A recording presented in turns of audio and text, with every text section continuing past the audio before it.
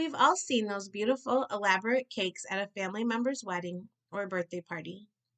Likely, you've also seen where people have tried to recreate a beautiful cake only to fail miserably. Have you ever wanted to wow someone with a cake you baked and decorated yourself? Well, I couldn't possibly show you everything that I've learned about baking cakes in this 5-minute video. However, I can share a few tips and tricks to get started. I'm going to give some pointers on how to get a smooth edge on your frosted cake. Then I'll show you how having the right tools can make a difference. And I'll finish up with showing you how easy it is to add a pop of color to your frosted cupcakes. The first thing we have to do though is bake the cake. I only have one real pointer for this because it doesn't matter if it's a box cake mix from the dollar store or your great grandma's world famous German chocolate cake recipe. For the best results, you have to make sure that all the ingredients are the same temperature. What does that mean?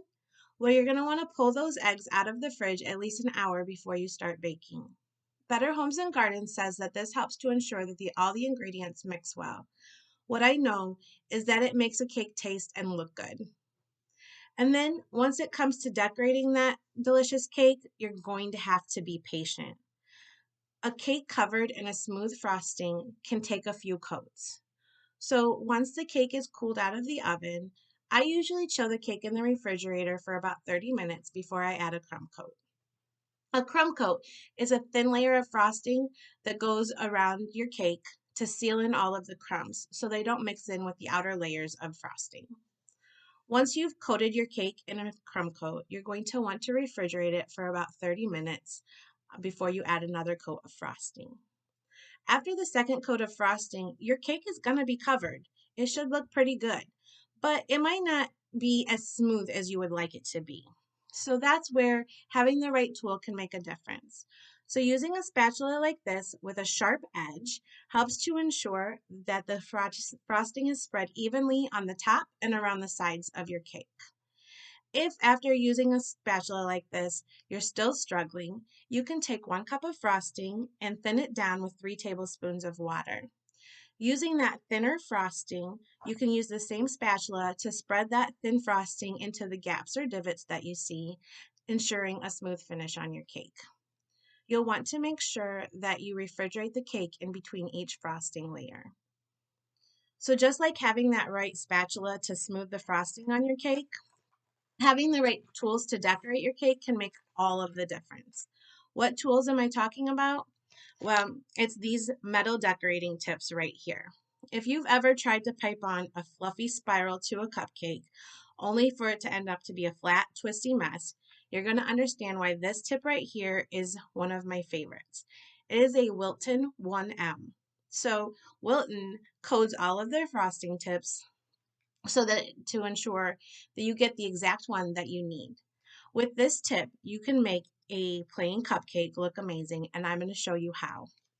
So holding the frosting tip upright, you're going to start at the outside edge of your cupcake and move around the circle towards the center,